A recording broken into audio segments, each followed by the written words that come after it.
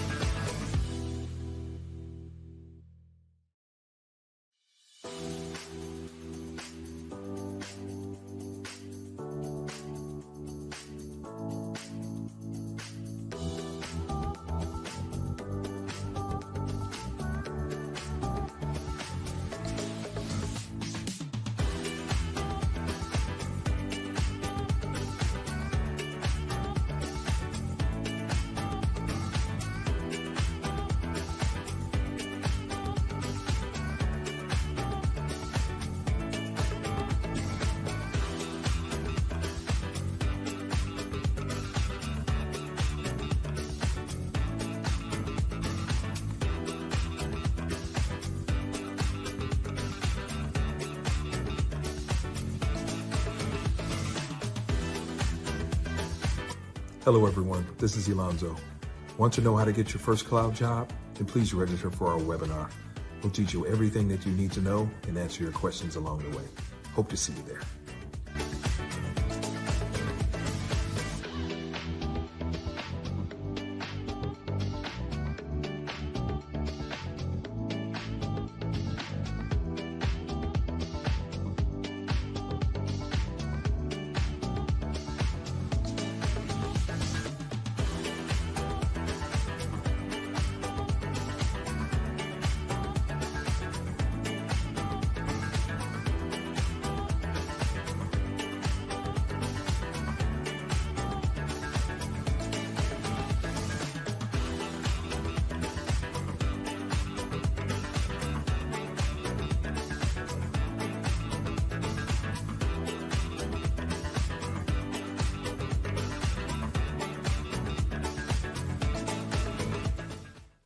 My name is Richard Furrow, and I can say I am cloud hired. That yes, come and join and get cloud hired. I'm cloud hired. I'm cloud hired. I'm cloud hired. Hey, Go Cloud Architect family. I'm cloud hired. So I'm cloud hired, guys. So I'll just say I'm cloud hired. I'm cloud hired. I'm cloud hired thanks to Go Cloud Architects. It worked for me, and now I'm cloud hired. Because of Google Architect program, I am cloud hired. See! I am cloud hired. Thank you, Mike and the Glow Cloud team.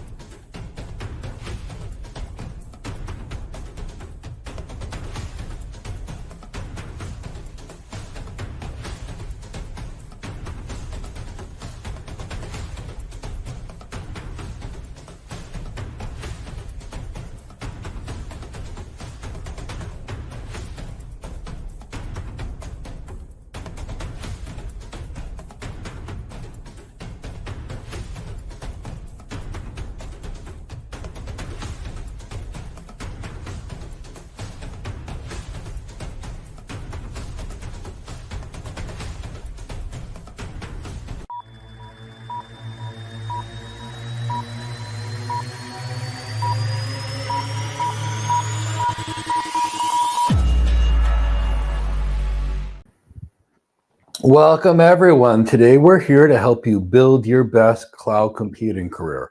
Maybe you desire to become a cloud architect or a solution architect or an enterprise architect or a network architect. Maybe you want to become a cloud engineer. Maybe you don't know what you want to do, but you know that you don't like what you're doing right now and you want a new life in technology. That's why we're here. You know, there's two ways you can learn. One way you can learn is to make mistakes and waste your time, effort, and money, and that's the way most people learn. The other way you can learn is by actually going out there, asking experts, finding people that have made it and been successful, and ask them how they were successful. So you don't have to spend tens of thousands of dollars. years of wasted effort to get to your goals. Quite frankly, when I started my career, I've spent almost $40,000 on useless certification training. And in the end, nobody cared. And I had to find out what employers actually cared about to get hired. And once I did, oh, wow, I got a great job. I was a principal architect within 2 years, and my career was like this. And most of the people I worked with, they were like, okay, a success, then a failure, a success, then a failure, a success, then a failure.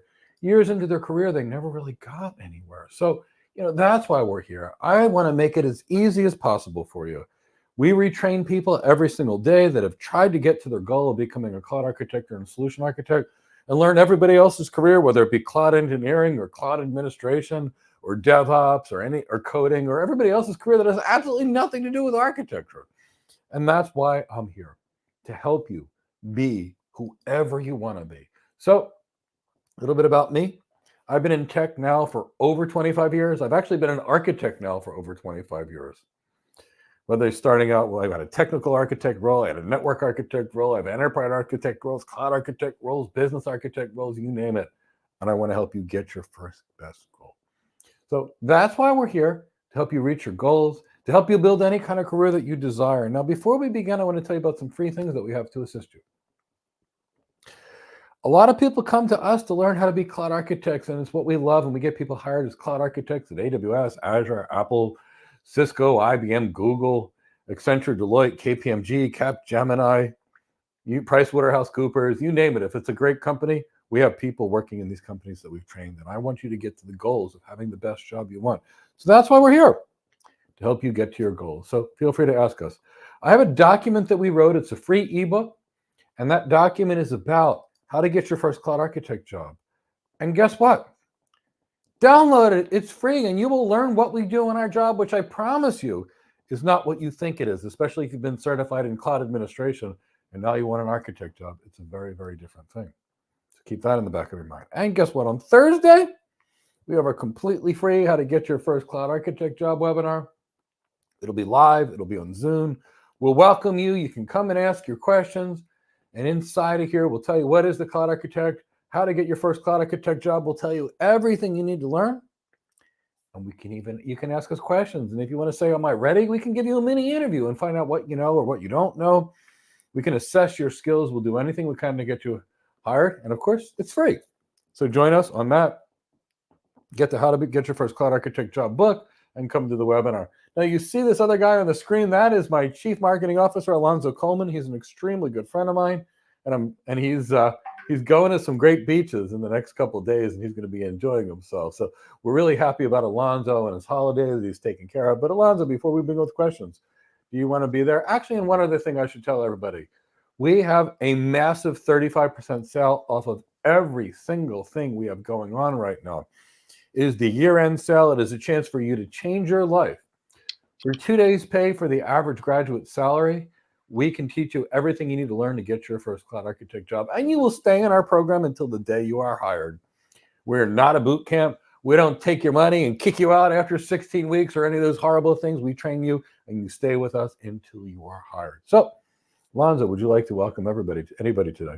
Yeah, I'm welcoming everyone far and wide. I don't care where you are. I don't care what latitude, equator, portion, whatever it is. I'm glad that you all are here. You guys are here to take your time. We are grateful for the time that you give us. And we are always excited to share our knowledge about how to become a cloud architect. And not only just one, but being an excellent one at that, a world-class one that all organizations are vying for. It's always out there. There are solid resources out there from experienced guys like Mike, our founder, our hero of Go Cloud Careers, as well as established thought leaders, as well as David Linthicum. And what they always state is that the demand for competent, capable cloud architects is out there. And there's been a lot of misconceptions about what it takes to get there. We want to demystify all that. So strap in, get your questions. We're excited to answer everything you have for us. Okay, Tyrone is wonderful. He's part of our team. He's over in Cape Town, South Africa right now. Tyrone, put the first question up if we have one. I'm assuming we do by now. Flying kites. Mike, what do you think about the prospects for the cloud architect role are like for the next year? Flying kites, I am beyond excited for the cloud architecture role, and I'll tell you why. The more technologies that come, the more demand there are for architects. So AI architecture is cloud architecture. So kind of keep that in the back of your mind. So I see massive opportunities for cloud architects. And guess what, flying kites? The time is right for business-oriented cloud architects. What if I told you that over 50% of all cloud projects were complete and total disasters? Here's the reason why. In the beginning, they hired people that were certified. And certification teaches you nothing about architecture. And here's what happened. Companies built architectures that drove no transformation, which means it was a total waste of money. Businesses don't buy tech because they like it.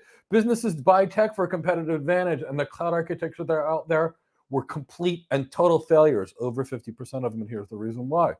And we were training people years ago because we knew all these cloud projects were going to be failures. So it is a really good opportunity. All these companies are rethinking their architectures and they need new blood to go do it. So incredible opportunity. So super exciting time. You know, flying kites, years ago when we got into cloud architecture training, and mind you, I've been training people for elite tech jobs for over 20 years. We knew everybody was going to go multi-cloud. I can remember the first time I saw a single cloud design off of a single cloud provider. I laughed and said, we learned this lesson over 20 years ago, never to use a single wide area network provider. Why on earth would we use a single cloud provider? But I told this to everybody. They laughed at me. Now 98% of organizations are multi-cloud. 98%. Now, I also told people 3 years ago that cloud computing was too expensive for what it did, and that most organizations would be best with building a hybrid cloud where they had a private cloud like a Nutanix cloud or an OpenStack cloud, and then they scaled out and bursted to a public cloud like AWS and Azure. And guess what? Organizations have found that the public cloud costs at least 2 times as much, maybe 3 times, and sometimes as much as 10 times more than the data center. And that's all the cloud repatriation. And if you're a real cloud architect, you know the network, you know the data center, and the cloud, and the jobs are plentiful. They're leaving the cloud to go build an Nutanix cloud, new job for a cloud architect. They're creating a hybrid cloud, new cloud job for a cloud architect. And most workloads aren't even on the cloud still. They're still in the data center. So there is massive opportunity. Now, flying kites, I want to make it very clear. The days of the architects that code and configure have been long over. We need our architects to drive business transformation. And that's the reason 50% of architecture projects fail. People were thinking about coding. They were trying to deploy. They were thinking about Linux. They're thinking about Python. They're thinking about Bash shell scripting. If you're an architect, you've got to focus on the business. So I tried learning this game, baseball, when I was a kid. I ended up switching to karate real fast. It was more like it. But in baseball, they said, keep your eye on the ball if you're going to hit it. And that's the key. You know, whether it's football Americano, which is a soccer, whether it's American football, whether it's rugby, whether it's hockey, you got to keep your eye on what you're trying to do. Keep your eye on the prize. And all these AWS certifications and Azure certifications and Google certifications had nothing to do with visual transformation. They all had to do with implementation, which is not a cloud architect field. So, flying kites, I am beyond excited for the future of architecture careers, especially in the next year and even the year after that, and the year after that, and the year after that. I was one of the first architects that existed in this world. Back then, they called us design engineers. And that moved and moved and moved and moved. So let me tell you, I am beyond excited about it. From Big Jerry, Mike, I've been hanging around for a little while. I think I'm ready to change careers, but it seems like a big thing to do. Any suggestions on how to approach this seemingly monumental undertaking? So the journey of 1,000 miles begins with a single step. So get started. Now, I am a person that believes in mental preparation. And what I mean by mental preparation, you know, before I do something, I think about it in my mind. I think about all the things that are necessary to be there and what I actually need to do to get there and all the steps that are necessary. And I build it in myself and I plan my focus and I think about it. I've often been known to create a vision board where I see myself in that end position and I visualize the success. And on there, I create a list of everything that I need to do. Build the whole plan because I got to know where I'm going in order to get there. And then what I do is I break that project into, say, 50, 100, or even 500 manageable steps based upon how it is there. So that's really what I do. And that's how I get there. And these are the things that I do. So personally for me, the key is just do it. Just get started.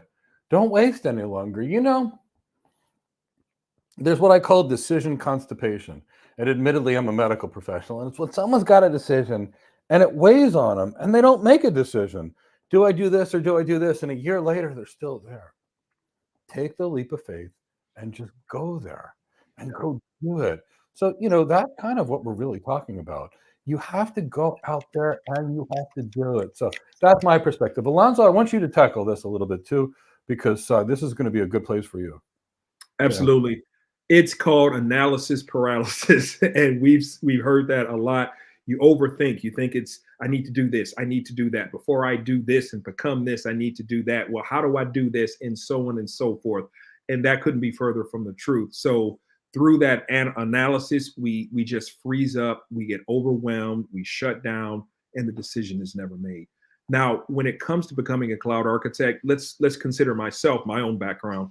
Originally, in my first initial infant career days, I started off in the marketing, graphic design arena. Then I transitioned on to program management. It had a large affinity for cloud, and then I transitioned on to that. I had no idea how to do it, but I'm literally swinging the pendulum from one side of the brain to the next, from creative to technical. How do I go about doing that? So I did some research. Unfortunately, it was a trial by error scenario, but I ended up finding Mike as an alumni, and he demystified a lot of the things that I thought that I could not learn, or I felt like I was out of my depth or needed a prerequisite position to learn how to get into this particular pipeline. And that was not the case. So get your competency here. Understand what it is to be a cloud architect by understanding what the tech is, what it does, when you would use it, and get all these puzzle pieces together to create that architecture. And then by doing so, you're going to also understand and learn how to focus on the business side of becoming a cloud architect, which a lot of people, again, misconstrue. It's not 100% about the tech. We don't get on the command line. We don't have to focus on coding or Terraform HTML or any type of templating. We're focusing on the business because we are using the technology for business needs, not the other way around. If the business doesn't need it, it needs to be reflected in the architecture. And you learn this here. So having the mental decision to decide to become a cloud architect, that's your first step. Couple that with confidence and the ability to get the job done. Look for a particular cloud role that you really like, whether it be an enterprise, principal, and then you're going to plan backwards from there.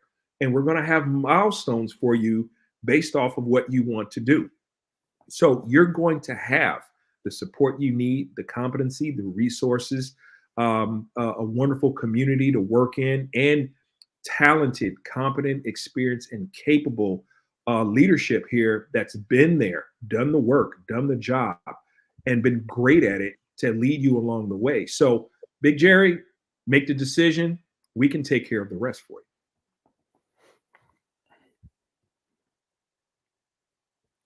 From Rena, welcome, Rena. Hi, Mike. As you know, I'm in the program and I'm currently going through the labs. I'm beyond excited to get cloud hired. My question is, how will we look for roles when most ask for 7 years of experience? Hi, Rena. First, I'm trying to look up your name in our Slack messaging system and LinkedIn, and I don't see you. So maybe you just joined us because I don't recognize you. So here's what I would say. First thing I want you to do is to come to class and really maximize it, unless you're just new and that's why I don't recognize you. The second thing I'm going to tell you is the labs are the last thing you should be doing, because you will never configure anything as an architect. And here's the next thing that I want to make it really clear to you. Building this stuff will not teach you how to design it. The only reason, as I mentioned to our students, why we have the labs in there is so if somebody ever asks you if you can do it, you can say yes. And I have things like building all the things that make the cloud possible, and then building your own cloud. So that way, when somebody else says, I did some silly AWS lab, check out my GitHub page, which I'm never going to look at. You can say I built my own cloud. So first thing I want you to do is come to class. So I don't know you. And maybe you just joined. If you just joined, I don't know you. And if you just joined, don't work on those labs for a good 6 months. Because I want you to be successful.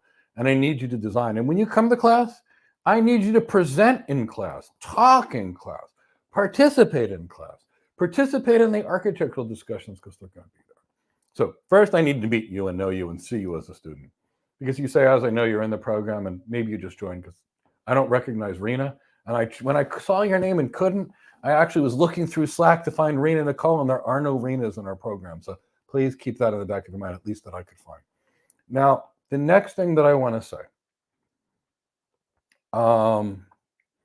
is the following. Nobody cares about your experience. They care about your competency. Why did Ivan Tamba, who sent an email to AWS, get hired by AWS when he had zero experience? Why did Coyote get hired by AWS without experience? Or Jordan Kitko get hired by AWS without experience? Because he was competent. Why did Robert Welch, our student, get 20 interview requests a day? Because he followed our LinkedIn program instructions and he built his brand. Why did Pierre Dassault with no experience get hired recently? He got hired because we trained him and he was great and he created content and the world found him. And he did things with his branding. So how about Noah Parker, another social worker who got hired as a cloud architect? He did the branding work and he made the world come to him. He didn't apply for jobs. It's the same reason Delroy Batt, who was working on ambulances, got his first cloud security architect at CDW by following our training and doing the branding work. It's the same reason Wallace Agana, who never worked in tech, got hired by JP Morgan Chase by doing our work and the branding work. It's the same reason Daniel Bosa, who didn't graduate high school, got hired by JP Morgan Chase, or Jennifer Ema, who was a mental health tech, who also got hired by JP Morgan Chase. They followed their work and they followed the branding creation program that Alonzo had and my strategy to get the world to come to you. They also built a recruiter network. It's the same reason Jeffrey West went over to Cali with zero experience in tech, because he was competent. He went out there and built the brand and people came to him. I can give you 50, 100 more examples. I don't care. I could do this all day. I think it's fine. But Rena, come to class, follow the program, do the branding work, go out there and create the outreach campaigns that we talk about and build your recruiter network, and people will put you in front of the hiring manager and you'll get hired. But do come to class. And please make sure those labs are the last things that you actually do. It's the last thing. Because I don't care if you can code. I don't care if you can configure. But here's what I do care, Rena.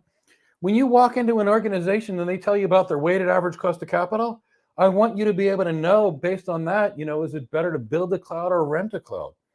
When someone says their sales are lacking in the enterprise you work with, I want you to think of what technology solutions you can do. What can help them better predict sales? What kind of forecasting tools are out there? What kind of analytical data can we look at their past systems and figure out what they've done and what worked and what didn't work? That's cloud architecture. When a company tells you if they've got a new business idea, developing the strategy for that. So Rena, maybe, and please participate in the architecture projects we're doing right now. We're working with an external client right now. So Rena, you may be new, and that's why I don't recognize your name, but please, the business, the leadership, the architecture, the tech foundations, the system design, the negotiations, all of that first, and then the labs. Because you know what, Rena? Many of our people get hired without ever doing the labs. But the people that focus on the tech are kind of keep there in the back of your mind. So keep that in the back of your mind. And you may actually be, hold on one second. So I want to see,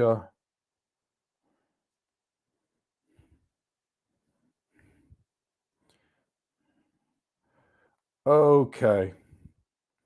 Now, if you're by that other name that I think you might be, then please also come to class, because if you go by Rhonda, and that could be the name that I remember, please come to class.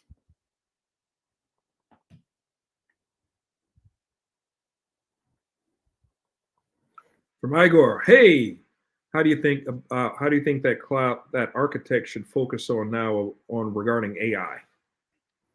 Do I think architects should focus on AI, Igor? Absolutely. There's now 2 projects that you guys have done that have been focused on AI as well. The one that everybody's working on now and a previous one.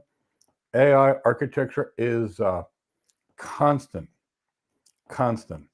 So yes, AI is a critical component of any architecture. Because what's architecture about? How do we improve our clients' business performance? That's it. And is AI a tool that we can use to improve our clients' business performance? Yes, it absolutely is. So please come to class. And Igor, you're doing great. I know you. You're coming to class. But yes, we're going to be doing a lot more AI. Now, do I think you as a cloud architect need to become a master on AI? No, that's going to be the AI architect's job. But what is the architect and what do we do? The cloud architect is kind of like a coordinator. It's almost like an enterprise architect, and here's why. The cloud's everything. You network, it's on the cloud. Your data center tech, it's on the cloud. Your big data, it's on the cloud. Your AI is on the cloud. Your IAM systems are on the cloud. Your security systems are on the cloud. Now, it's not feasible for one to become an expert on all of these things. No. In fact, to put it into context, let's say we're talking about networking. What if I told you that in networking, you can't even learn all of networking in a 100-year lifetime? Just networking. I spent 25 years focused on BGP and an IP multicast. Seriously. Other people spent years on wireless. Other people spent them on network security. Others spent them on voice over IP. Other people spent them on video. And that's only some of the networking things that are out there. There's more. There's all these networking data center concepts that kind of keep that in the back of your mind. Yes, AI is absolutely important. And I think you should learn it. But the focus on you should be driving transformation. Yeah. Totally agree, Mike. Despite, no matter if you want to be a cloud networking architect, cloud security architect, understand that the foundation and the fundamentals are first.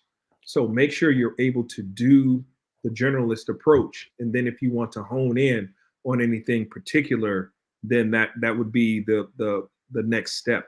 But overall, ensure that you know about the data center, the networking, about cloud computing, understanding all those concepts, how they connect together, how the difference between when it comes to BGP, link aggregation groups, point of presence, and just maybe, I don't want to overwhelm, but realistically, focus on the program, focus on all these pieces and how they come together. It's much like a toolbox, screwdrivers, wrenches, nail guns, all sorts of things that you would find.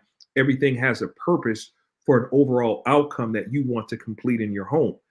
Consider that a bunch of tools within that overall toolbox. Pick what's necessary for the business and build from there. But just never feel overwhelmed about any of this. Focus on those fundamentals, and then everything else can come right after, including AI as well. From Ang. Hello, I am from Germany and I did a 2-year apprenticeship as an application developer and realized I don't primarily want to code. I did the fundamental AWS Cloud Practitioner certification. And Mike, I am currently studying for my AWS Solutions Architect certification. I want to become a cloud consultant because I think I really have great communication skills and I really enjoy connecting with people. So should I apply for a cloud consulting position? Well, and Mac, you're going to have to get some training for a cloud consulting position. First, there's nothing that's going to teach you how to consult in those certifications.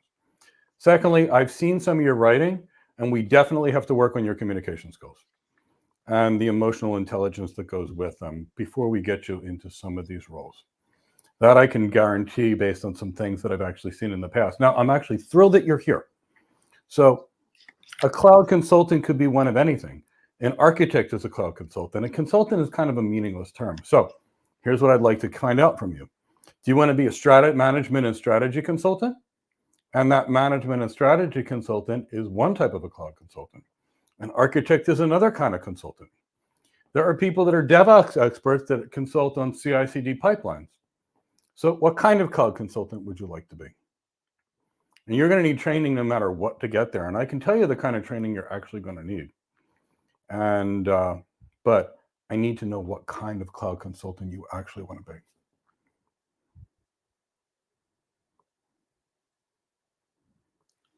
Freedom Lands. After I passed the AWS Associate Architect exam, should I still read AWS white papers and do AWS labs, or was that information only relevant for passing the exam? Well, I don't know what your goal career is. If your goal career is an engineer, you better do a lot more AWS labs than you would ever do as part of a certification. If you want to be an engineer, you better be writing Python code. You better be getting used to Terraform. You better get used to Linux if you want to be an engineer. You got to be used to Bash shell scripting and Windows systems administration and Windows PowerShell systems for an admin and Active Directory and other things like that. Now, if you want to be a cloud architect, I would almost get rid of the AWS certification and call it a waste of your time, but I still want you to get it because it'll help you get an interview. Freedom Lands, where are you getting your business acumen from?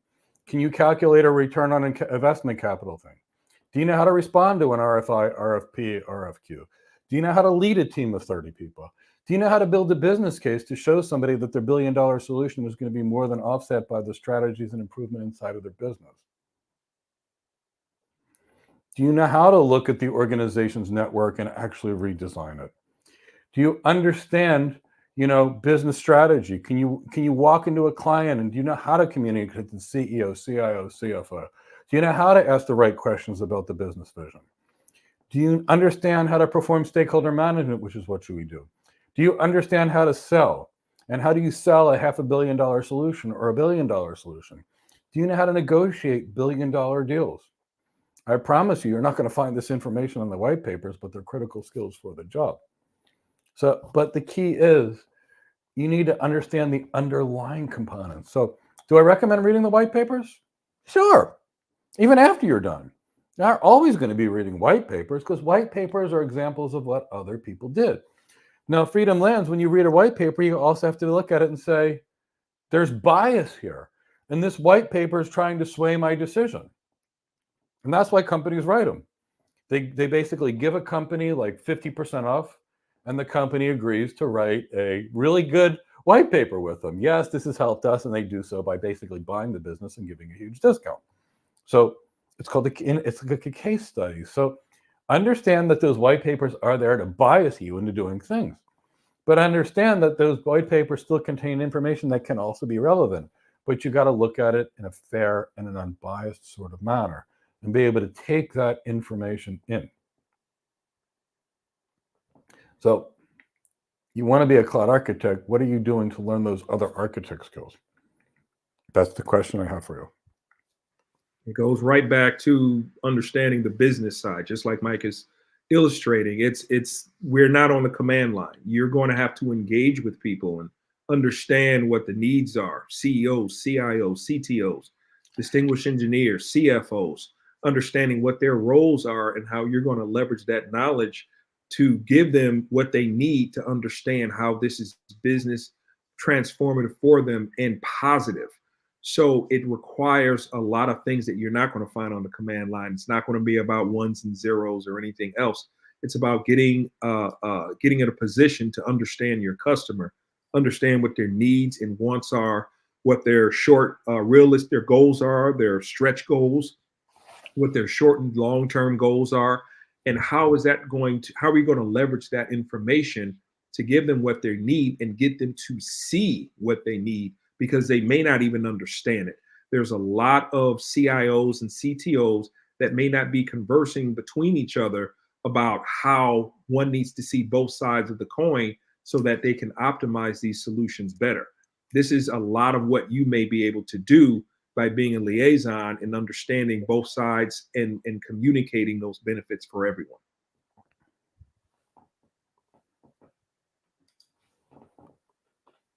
Again, from Freedom Lands, Mike, what should I do if I'm lacking basic networking knowledge and experience? I know scattered basic information about networking. Learn networking. So here's the level of networking a good cloud architect should have. Somewhere between the Cisco Certified Network Professional Certification and the Cisco Certified Internet Expert. Even the CCIE is a little weak on some of the networking because it's more about how to build versus how to design. So if I was you, I would get some training. The Cisco Networking Academy has very good networking training. It's going to cost $5,000 to $10,000, but it's going to be good training and you'll learn something. You could also take our training program, which includes the networking, but you're going to have to learn it. You know, I will tell you the Cisco Press books have good amounts of networking in them. They really do. The curriculum for the CCNP and the CCNA. And then if you're on your own, I could say you could read the book Internet Routing Architectures. All the Internet Engineering Task Force RFCs are completely free. I knew you really well with that. But understand you're going to have to get that networking knowledge. No, networking is important. So I would say get some quality network training. And if you can't find quality network training, read the Cisco Press books. What I will tell you is stay the heck away from Udemy or things like that. The people that teach those classes don't even know what they don't know. So don't waste your time with anything on Udemy. Either get good training from us, get good training from Global Knowledge, get good training from the Cisco Networking Academy, and that will give you networking training. Good networking training is going to cost you 10 to 15 grand to learn these relevant skills. My networking training cost me over $40,000. You could take our course, which is, I think, on sale about $1,550, and it'll teach you all the business skills you need, all the leadership skills you need, all the sales skills, all the executive presence, all the emotional intelligence, the CXO relevancy, all the network, all the data center, and all the cloud training, as well as how to deliver presentation, how to win the interview, how to get employers to come to you, and all those other wonderful things. But can you keep that in the back of your mind? So you're going to have to get the training if you want to be a cloud architect. But get it somewhere. We put out a free CCNA program on our channel. And I did that because I didn't want anybody to be dealing with that nonsense they'd find on Udemy. Because if you take a course that you find on Udemy, 50 to 75% of it's going to be incorrect. And I didn't want anybody to be trained with incorrect information. So either get good networking training like I did. And if that's not in your budget, buy the CCNA books, buy the CCNP books, buy Routing TCP from Jeff Doyle, read Internet Routing Architectures from Bassam Halabi, and go to that Internet Engineering Task Force page and go read. All those RFCs are free. And if you buy those books, you can buy those books for about $600 or $700 to buy the books if you can't afford the training. But at least that will give you the networking fundamentals. And that will teach you very well BGP, IP addressing, subnetting, supernetting, switching, VLAN tagging, VLAN trunking, link aggregation groups, redundancy protocols like HSRP or VRRP, for example. It'll teach you about the wide area networks, when to use a VPN versus a private line versus software-defined networking versus SASE. It'll teach you about hierarchical addressing and how to optimize routing. And if you do those things, you know the networking things. So it'll teach you micro-segmentation and security enhancements. So it's going to be great. So those would be the things that I would tell you to do. From Lopez, I know the cloud is the same no matter if it's Azure, AWS, Google Cloud, but which one is in higher demand? Which one are companies leaning towards? Well, Lopez, so I want to give you an expression that's very important. The expression that I learned when I competed against Cisco before I joined Cisco was nobody ever gets fired by buying Cisco. And what did that mean?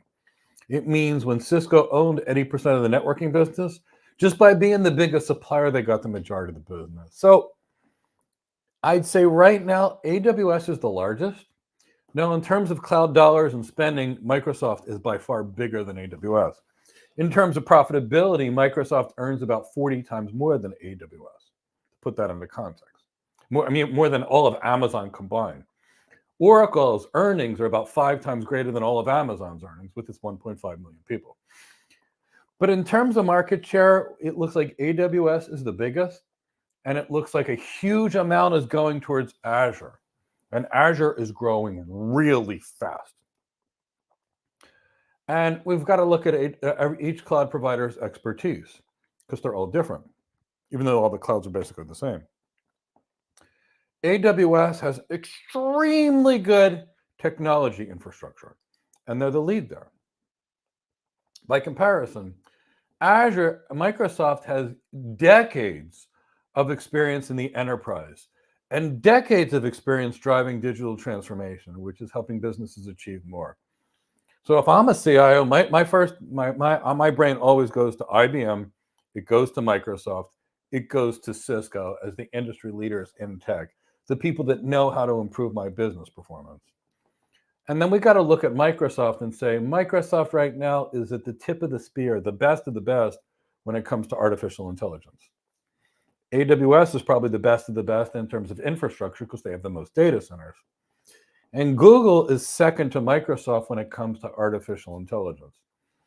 It feels to me like AWS is a little too little, too late on the artificial intelligence side. That, Microsoft's $10 billion investment in ChatGPT a year ago.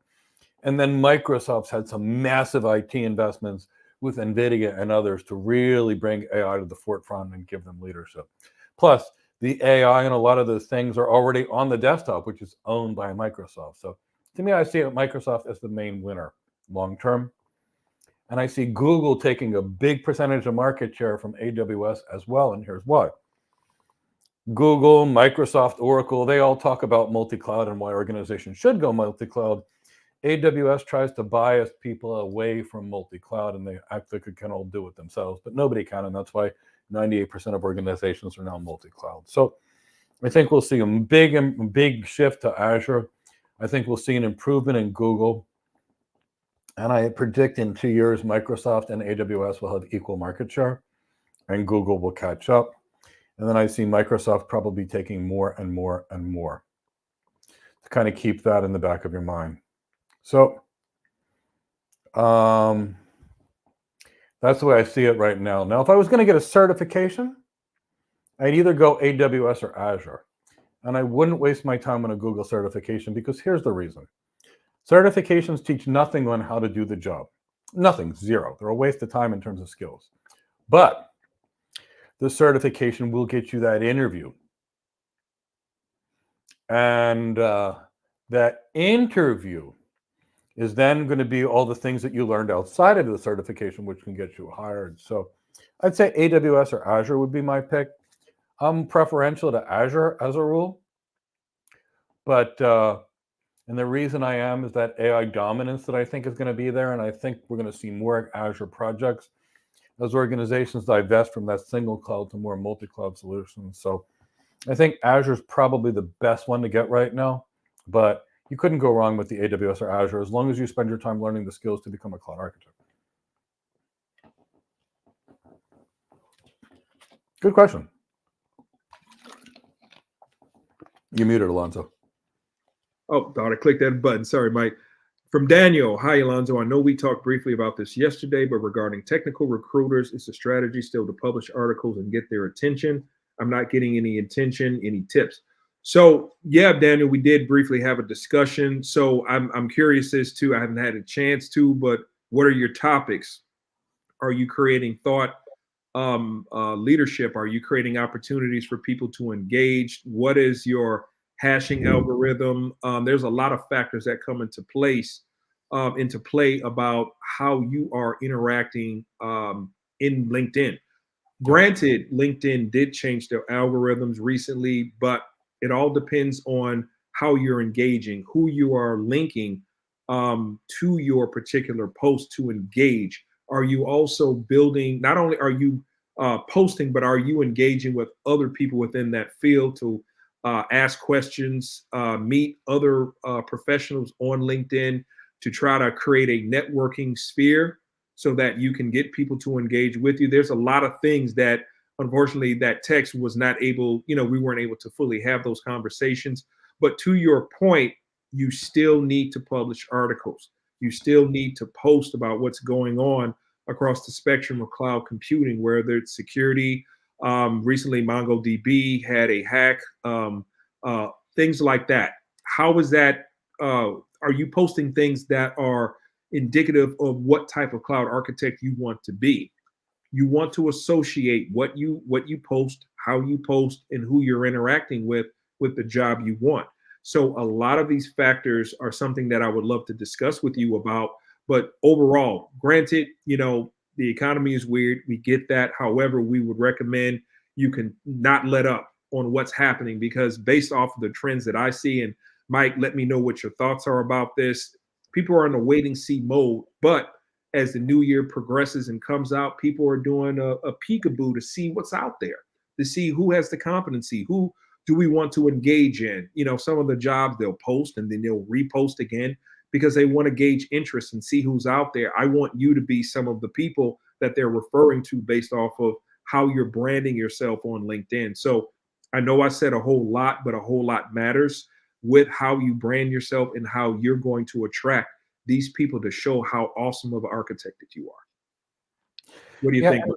And Daniel, I know you. So what I said to you the other day about focusing on those communication skills and those presentation skills are there.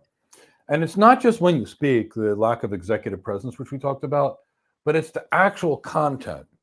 Are you putting out there that message that's going to suck people in? Are you thinking about that digital transformation? Are you showing how the tech can improve the business performance? I haven't seen that. So Daniel, that's what I was looking for. And that's what I was trying to say when I said the presentation skills and that acumen, because we got to give a presentation as part of the interview.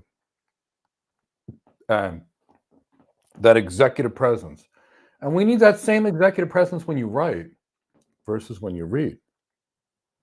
That analysis, that original thought, that key leadership, that development, that's the kind of stuff that needs to come through. That's the kind of stuff that I'd like to see from you in class. That's the stuff that I want to see you message. That's what I want to see you integrate into your presentation. That's what's missing from what I've seen.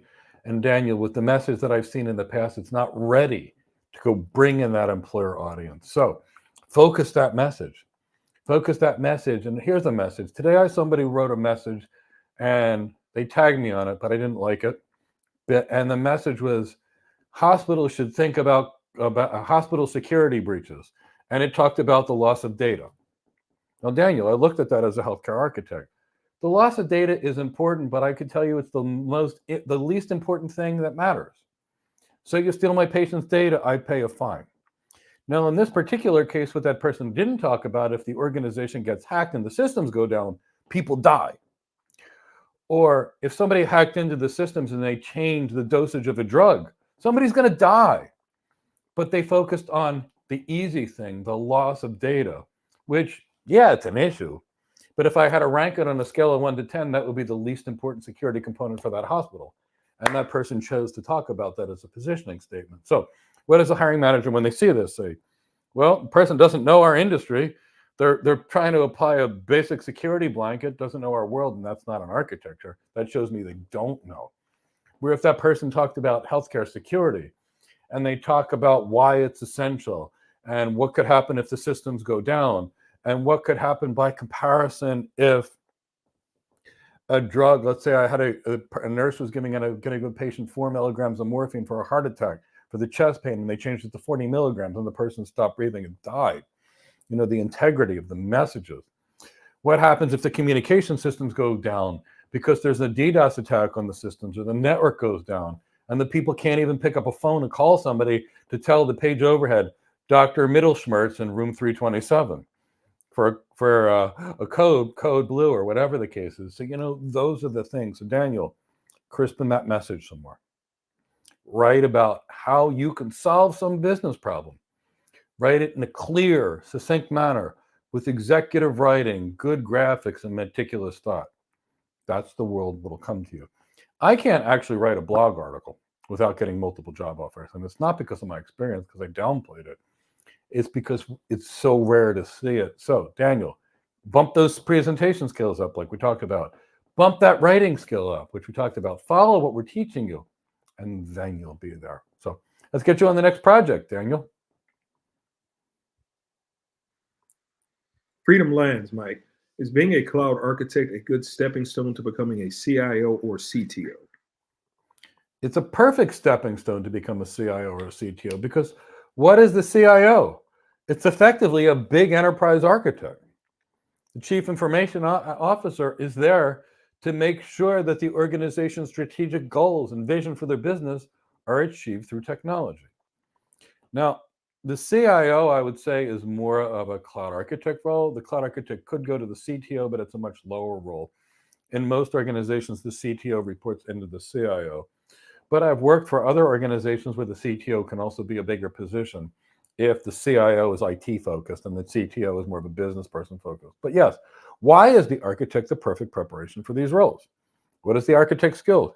Leading teams, developing a strategy, coordinating the adoption process, managing stakeholders, leading teams, negotiating deals, selling the vision to management. What is the architect skill? The identical skill set. So you take an architect, you build their business acumen more, you build their leadership skills, you build their executive presence and CXO relevancy, and now they're a CIO. So absolutely, yes. It's the perfect stepping stone.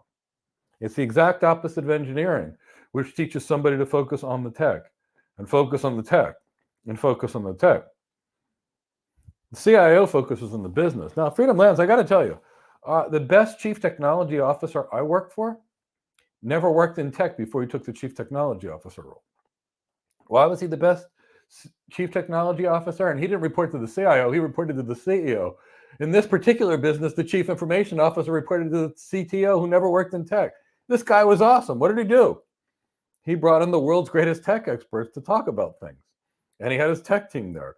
He'd bring in Cisco and Juniper and IBM and Microsoft and HP. He'd bring in everybody that was good. And then he would ask them how to improve the business thing, and we all worked together with him. That guy was great. So yes, CIO, CTO coming out of an architect role, that's the normal logical progression of things.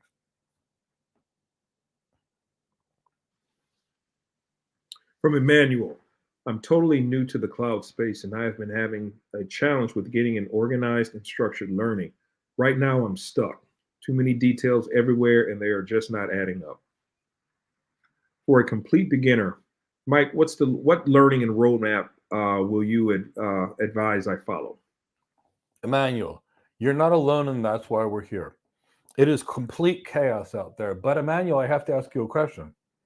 Which cloud career would you like? Because each one of them are very different.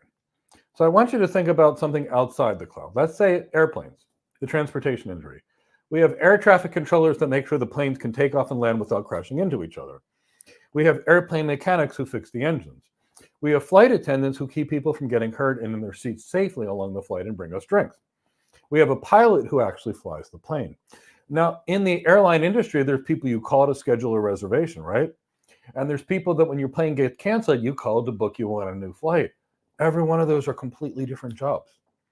So in the cloud, I have to figure out, what do you want to do? Do you want to be an architect who's a system designer who focuses on designing systems to improve business performance? Do you want to be a cloud engineer who goes and builds the stuff that the cloud architect designs? Do you want to be a DevOps engineer who's a developer who learns how to automate development and automate things? Do you want to be a software developer that writes code? Do you want to be somebody who focuses on big data and applications of big data? By comparison, do you want to focus on security systems in the cloud? Do you want to focus on the networking systems in the cloud? But there's a lot more jobs than this. So Emmanuel, I am going to help you, but I need to know what your goal is. Because right now what you're saying is, I'm going to the airport, which plane should I get on? Because it's all air travel. And I'm like, I don't know. Do you want to go to Dubai? Do you want to go to London? Do you want to go to Kingston, Jamaica? Do you want to go to Cape Town, South Africa? Do you want to go to my home, which is Nepetamos, Greece? And if you come, I'd love to feed you dinner. It'd be fine. I'll cook you Greek food. Do you want to go to Havana, Cuba? Where do you want to go? And that's the key, is I need you to tell me what you want to do, or even what you like. And if you tell me that, then I'm in a position where I can tell you how to get there. And you're right, it's like a complete jungle out there. With people giving you all conflicting errors. So tell me what you want, and then I can give you the plan. And I would be thrilled and honored to do so, but I need to know your goal. Okay, cloud architect. Okay, so good news, Emmanuel. I've got a couple of options for you. On Thursday, we're going to have a completely free How to Get Your First Cloud Architect Job webinar. And in this, I will do the following. I will tell you how to get hired when you have no experience. I will cover everything that you need to learn as a cloud architect, and then we'll tell you how we train you. And we could easily train you, or you could try and do some of these things on your own and buy additional training as necessary. All I care is that we give you the right set of skills. Now, here's the skills. I want you to understand the cloud architect job manual. We don't touch the technology. I'm going to say it again, we don't touch the technology. So what does a cloud architect do? Well, we ask the client about their vision for their business. Say, Alonzo's the CEO. Alonzo, where do you want your business to be in 5 years, 10 years, 20 from years now? I need to know the future of the business so I can start thinking about how we get them there. Now, Emmanuel, then I would ask Alonzo how his business operates. How does the sales process occur? How is the product developed? How does the marketing team work? How do the workers at the frontline level? How does the customer service occur? How is tech support or whatever it is? So I need to understand the business. That's called the business architecture. And then I've got to ask Alonzo, well, I got to figure out what the business operates today and figure out how he wants it to run in the future. Because if I don't understand it, guess what? There's no architecture. And figure out how they want to analyze data in the future. And then I've got to look at their current technology systems and figure out what systems they need in the future to optimize their business performance. Once I have all that information, I can go back to my company and I can build my architecture team. Network architects, security architects, big data architects, security architects, IAM architects, artificial intelligence architects, you name it, I'm going to bring them. And I'm even going to put some engineers on my team as well, because they're going to be the techies of the techies. Now, together, we're going to design the solution. We're going to write up the solution in terms of a big, giant document that explains everything. We'll draw some pictures along the way. Then we've got to go to the customer. We've got to go sell it to the customer. We've got to help negotiate the deal. And once it's done, we're off on a new customer, new challenge, new deal. Now, in the process of doing this, we're going to have to entertain clients, and that's a skill you need to learn. We're going to have to manage and coordinate teams and manage and coordinate stakeholders, which are skills. You're going to have to lead. You're going to have to learn to sell. You're going to have to learn to negotiate. You're going to be delivering presentations constantly, executive briefings, presenting at conferences. You're going to be writing white papers or thought leadership documents, for example. You're going to be doing all these things. And now, what are the next skills that you need? The tech skills. What is a cloud? Somebody else's network in a data center that you run space in, which means you need to understand all of the networking and data center things. And then after you understand all these networking and data center things, you're going to need someone that shows you how to put the pieces together, like in a recipe. And it's not like how the chef cooks the recipe, it's how you design the recipe by knowing what ingredients you have and what ingredients together will come up with the perfect solution. So that's the job.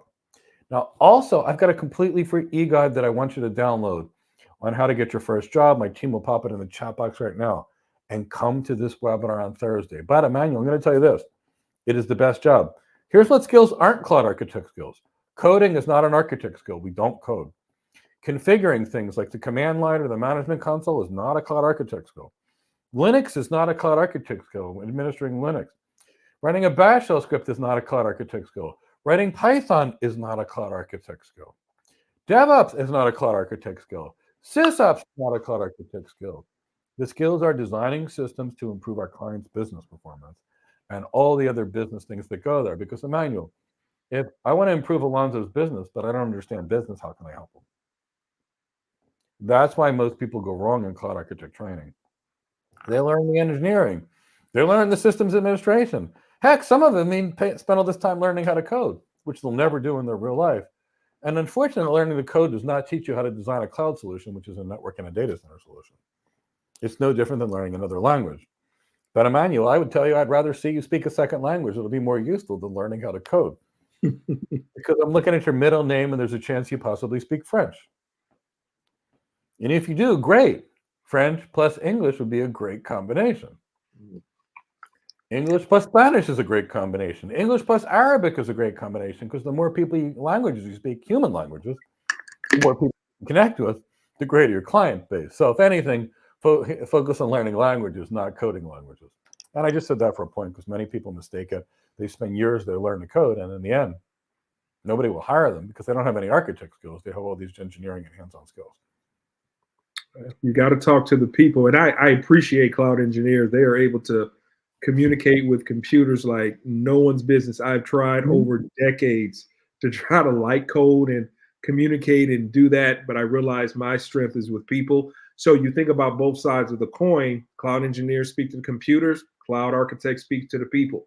So being able to communicate, get that information, and then you communicate those needs and to the cloud engineers, and they handle the rest. So everyone has an awesome part to play. Learn those strengths, Emmanuel, and you're going to be in a great space. Very much so. From Algonquin, hey, Mike, I know you are not a fan of certifications, so why should I bother getting a CCNP? Well, Algonquin, let's talk about what is my issue with certifications. All in all, I like credentials. I do. It's that people misuse certifications. Certifications are there to help you get an interview. Most certifications will teach you nothing other than the name of a vendor service and how to configure it. So how do I feel about the CCNP? Well, to put it into context, Aliquin, there is some value in the CCNP. So let's compare two professional certifications.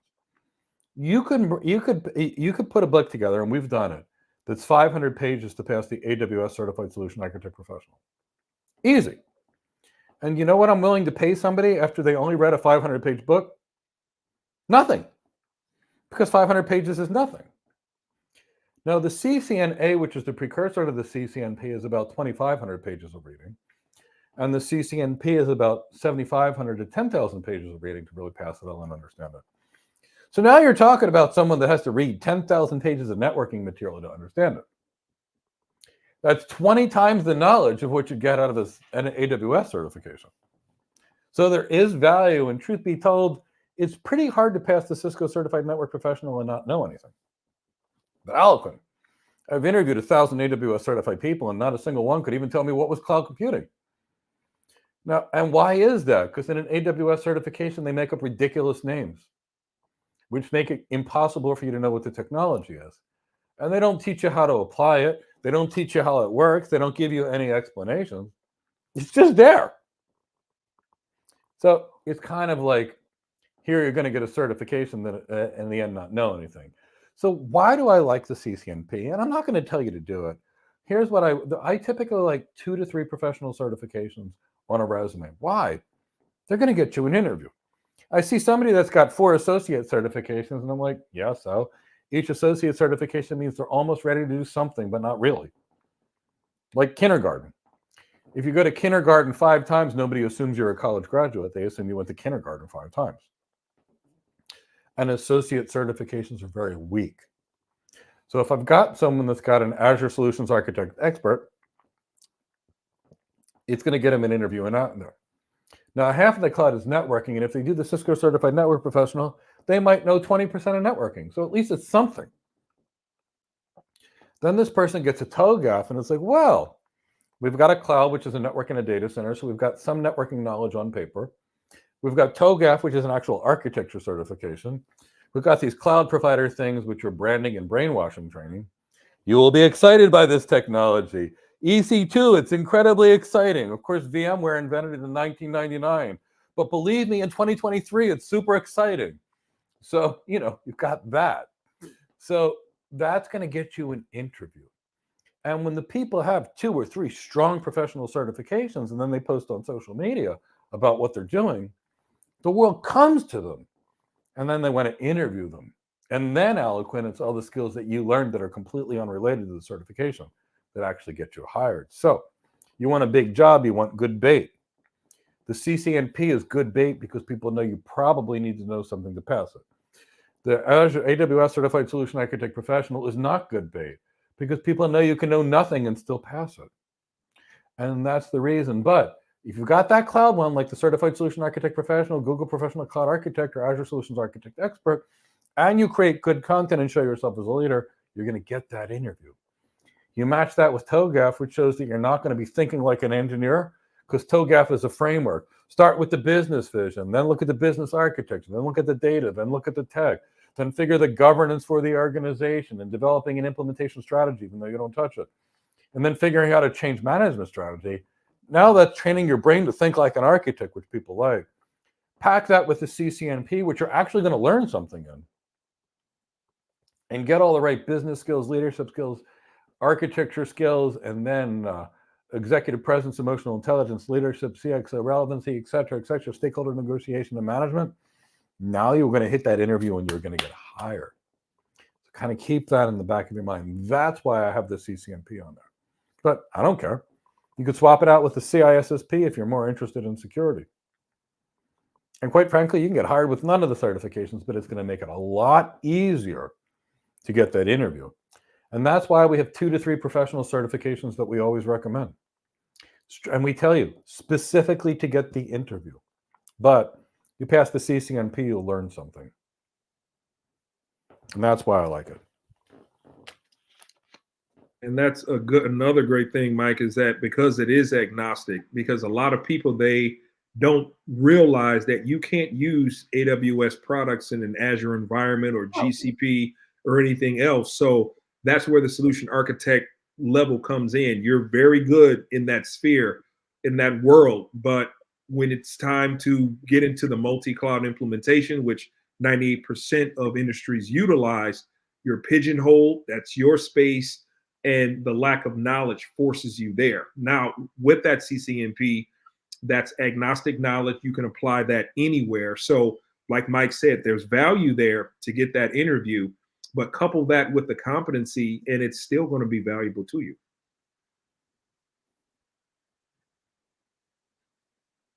From Cedric, Mike. Hi, Mike. I just joined your cloud program. I'm learning a lot.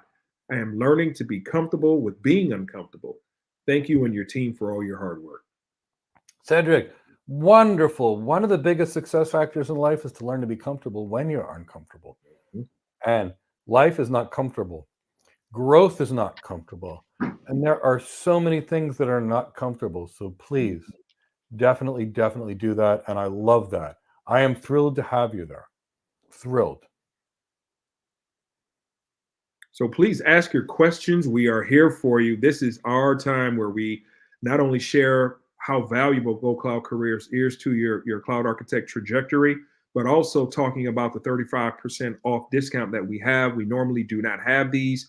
They're very sporadic and rare throughout the year. And we would love for you all to not only start the new year in 2024, but also start it learning to become a cloud architect. It's a very lucrative, rewarding role where you're going to learn a lot, have opportunities to be exposed with different worlds, different opportunities to solve problems. And it doesn't hurt to be able to do all these things while you're getting bonuses, commissions, being able to do these things in really wonderful places. You're doing business on the golf course. You're doing business at a after 5 dinner affair. There are so many ways for you to expand your knowledge, expand and network your competency with people that are going to be doing the same job as you, but you're going to be able to do these in great environments. So I highly encourage you all to really take advantage of this opportunity. Start taking that track to becoming a cloud architect and leveraging these high salaries, these comps, these bonuses, these commissions, and maybe even possible stock options onto even higher trajectories. Now, there's been tons of documentation as well as how we've posted that there have been cloud architect positions for $800,000 and maybe up. So imagine how your life could be by learning the right tech, learning about business acumen, CXO relevancy, and a lot of other wonderful things, and get your life, your trajectory in places you never thought possible. Absolutely. And Tyrone, we've got a couple that we haven't addressed from Lopez. Let's get to some of them.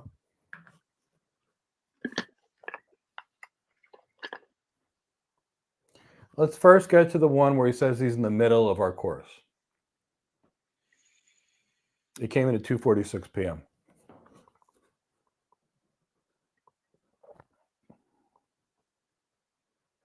From Lopez, thank you for confirming my thoughts, Mike. I'm in the middle of the Go Cloud Careers course and starting to think where I want to focus my certs on. Lopez, we are so honored to be working with you. I remember somebody from my team reached out to you. You were brand new for us, so I want to make it clear that you're in the top 2 or 3% of the class, just the beginning. If you think you're in the middle, it's because you're not watching the previous classes recordings. And those are the actual architecture trainings. And there's about 700 hours of them.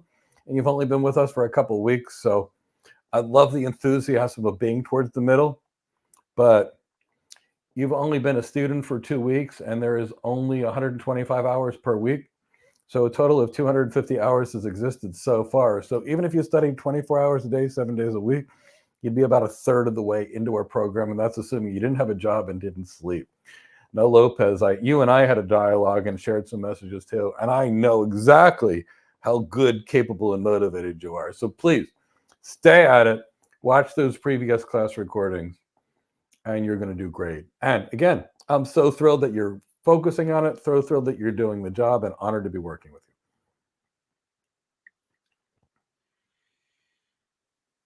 From Alan, I've been miserable studying for certifications. I recently invested in a new camera setup for better video presentation practice.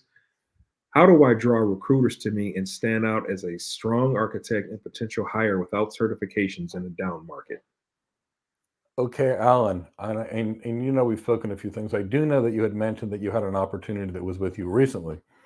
So I'm curious what actually happened with that. But a couple of things we're going to have to do. First, you are a rock star. I'm going to make that very clear. You are incredibly young, incredibly smart, incredibly motivated, and incredibly capable. And I think Alonzo and I will both say that for you without even thinking about it. I also know where you're at over there in your location as well. And I know there's good opportunity there. The things that we need to work on for you are as follows. That room where you do your video conferencing in, that's got to change. We've got to improve that. We still, and I know you and I worked a little bit on some resume things the other day, that's going to work. I need you to bring up that content creation and bring up that work that's reflective of what you actually can do. So I need you to create content. Now, what is content? Let's talk about content. There's the wrong content, which is here. I set up a WordPress on AWS. And that's like, okay, yeah, so that's not going to get anybody hired. I don't care about that. The wrong content is, check out my GitHub repository. No manager's going to go look at a GitHub repository. They'd be crazy to do so. So that's not there. Now, Alan, I know you know something about healthcare, right? I know you do. So, Alan, what are the problems that exist in those healthcare organizations you work for? Like nurses spending 25% of their time finding equipment. What's the admission process going into where you work? What are the challenges of physicians communicating with nurses? Where are the shortages of physicians? Why are there patient queues and backlogs, which could be for 6 to 8 weeks? What happens when the specialist is nowhere near, say, Kansas City, Missouri, when that's when the patient goes into the hospital and you need a specialist from somewhere else? Why is it, Alan, that when I get an MRI somewhere, the hospital or doctor's office doesn't know about it? See, those things, Alan, that you're intimately familiar with, go solve those problems. What technologies can enable you to find IV pumps and equipment easily? They exist. You know what they are. So how do you get it for me? Let's say I'm an internal medicine physician or an internal medicine nurse practitioner, and I'm at shift. And all of a sudden, I see some weird, wacky neurological thing that I don't know about. And the neurologist at the local hospital doesn't know. Who can I call that's going to be the expert that's available to answer that problem that may or may not be licensed in state? Who is it that I can find? And what kinds of things with unified communications can I use to go find that expert? You've got something. What kind of tools are out there that can enable me as a healthcare provider to get better insight into when things go wrong? What kind of tools can I use as a cardiologist so that when a patient's at home and they're a congestive heart failure patient that we're actually monitoring, that can predict when they're going to be hospitalized from potentially some fluid weight gain or things like that? What can we do to assess this? What kind of assessment can we do when we take in a mental health patient, a soldier, for example, that's been that has PTSD after battle? What can we do to find people in their home that are home after surgery that are likely to get a clot? Alan, those are real problems that exist in your world right now. What technologies solve them? How can you solve them with technologies? That's how you stand out. And Alan, I mean, you're going to stand out anyway due to your age, enthusiasm, passion, and quite honestly, you're really smart. I've spoken to you and I've been beyond impressed. For your age, you're decades wiser than most people your age. So go out there and show that. That's the thing that shows people that are really there. Those are the skills. And that's what you do. But you're still going to need 1 or 2 of those miserably annoying certifications to get there. Because that's the thing that first they're going to look at it and see, who is this guy or girl? In your case, it's a guy. Then they're going to look and say, oh, this person's got some credentials. Maybe I should talk to them. They may know something. Now, most managers know that credentials typically mean nothing, but they at least create the illusion that you might know something. And here's the thing, Alan, you do know something. we've trained you. So go out there, get 2 or 3 professional certifications. Only one in cloud. Don't waste your time, as we talked about, with silly things like AWS Advanced Security. It's not even an intro to security. But that's not your role anyway. If you wanted security, CISSP, but get something that matters. Then build some competency, create some content, and the world's going to go after you. Alan, you're in really good shape. From Emmanuel, are there opportunities for cloud architects in Germany, Mike? There are many opportunities for cloud architects in Germany. We had taken Milad, who got him his first tech job, which was a cloud architect job in Germany. Sig Wolf was a 63-year-old we trained. We got him his first job, and we got him a tech job in Germany. I can't begin to tell you the number of people we've gotten jobs in Germany. And they're not just German people that got jobs in Germany. They're people that came to Germany from the Middle East, from Africa, from all over the world. So there's a tremendous number of cloud architect opportunities in Germany. Tremendous. They're actually in every country in the world. But some countries have more opportunities. Great countries for cloud architectures include the US and Canada. They're in every country in the world. But there's tremendous opportunity in Canada, England as well. Lots of it in France. Lots of it in Germany. Plenty of it in the Middle Eastern countries, like you can't imagine, in UAE, in Kuwait, in Qatar, in Bahrain, Saudi Arabia. Lots of opportunities there. There's a tremendous number of opportunities in Australia and New Zealand. We've gotten plenty of people hired there. Lots of opportunities in India. Lots of opportunities in Asia, specifically Japan, China, Taiwan, Singapore, and those bigger, higher status net worth countries. But there's jobs everywhere. I could get a cloud architect job in my home in Greece. Easily.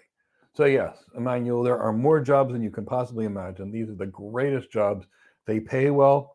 You're treated well. You're given respect. And yes, you'll absolutely love it.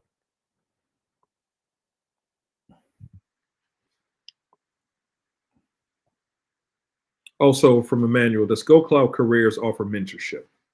Absolutely. We have a cloud architect career development program where as soon as people come in, they have an internship with us. They design architectures. They present architectures. They sell architectures. They build business cases. They build ROI models. They deliver architecture presentations. They do everything that actual cloud architect, and it's part of our cloud architect career development program. It costs a fortune to maintain these internships because, I have 2 PhD business school professors teaching in the program. I have enterprise architects teaching in this program, network architects teaching in this program, cloud architects teaching in this program, solution architects teaching in this program, security architects teaching in this program. I teach in the program. I've got business executives teaching in the program. So the answer is yes.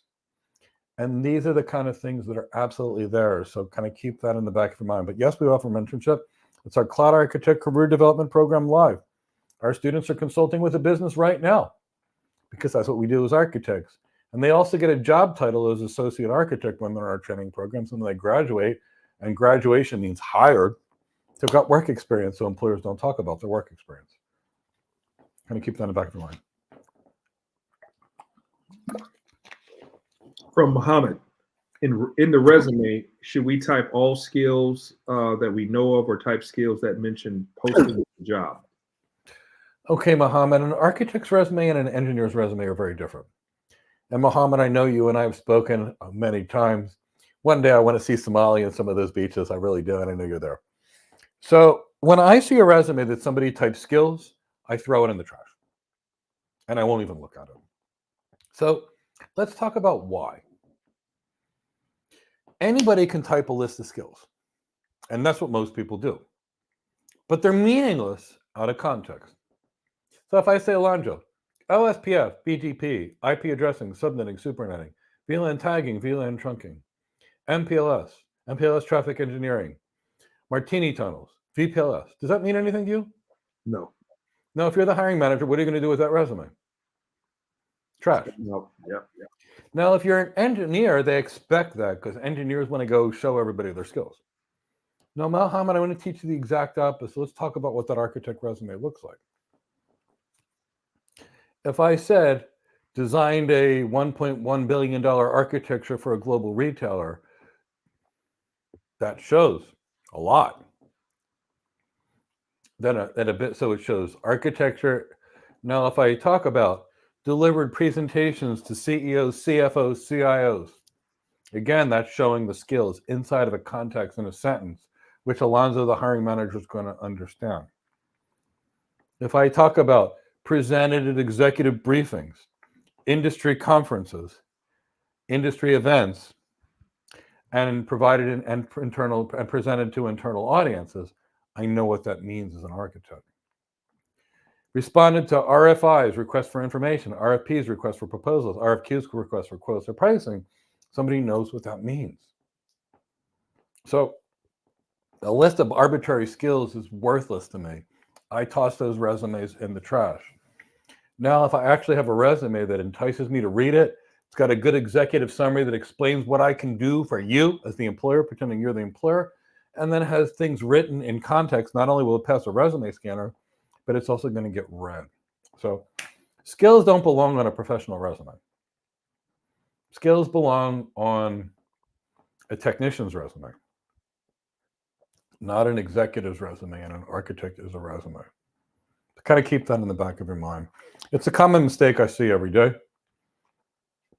But the second I see skills listed on a resume, I assume that person does not have the executive knowledge to write properly. And I just toss it in the trash. And that's why I'm glad you keep coming around and taking these questions. I'm thrilled you're here, Mohammed. I'd love to meet you one day. Maybe in the next presentation webinar, you turn your camera on. I'd really like to get to know you. Because I like your inner works. I like your thought. I like the fight and the will to kind of get you there. I really do. And I can't wait to see you achieve more.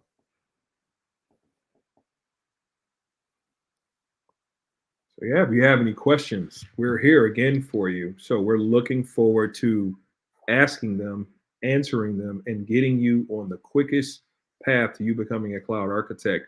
It starts today. It could start as of now. Our next class is tomorrow. By the time you sign up today and on board and get an understanding of how to navigate and successfully through Go Cloud Careers development programs, you could be well on your way to starting class the next day, which is tomorrow. So don't hesitate. Please join up, and especially at our 35% off discount, end of year discount sale. We really want everyone to get where they need to go so that your next year, 365 or before from now, is going to be incredibly different than it is today. Yeah, that's the goal. Make next year better than the year before. That's what we do. That's when Alonzo are here. And Emmanuel, let's bring Emmanuel's got another question. Yeah. Emmanuel, I love that you're asking questions. Let's bring them. We don't want people to sit in the dark to feel like I don't want to ask too many questions. I'm embarrassed. I don't want to seem like I'm intruding. We don't, quite honestly, let's get to the point. We want to hear it. That's why we're here. Every question you have about becoming a cloud architect, how to significantly transition from whatever career that you are in to becoming a cloud architect, every question you have, every question you want to think about, bring them here. This is what we're here for. We don't believe in asking, there's a quota about asking too many questions. How are we going to edify the next generation, the current generation of those who want to be competent cloud architects if we shut the door in their faces? It happened to me, okay? I went through a specific person who said that they could help me become a cloud architect. I started asking a lot of business related questions. They turned their notifications off on me, and I haven't spoken to them since. So I understand how frustrating it can be to go through these people. They promise the world and they don't give you what you need. So we're here to counteract, demystify, and get you on the right track. So answer your questions, provide them for us. If you have an email, send it to us. If you're not familiar or you know someone who isn't here that wants to become a cloud architect, share that webinar information, get them enrolled, get them the knowledge that they need, have them come to us. That's what we want to do, is make sure you all have the tools to become cloud architects.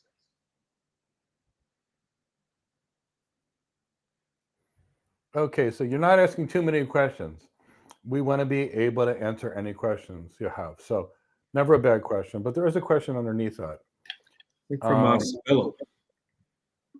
Well, we actually have another one from Emmanuel. Okay. And he's asking for someone that can't afford our tuition.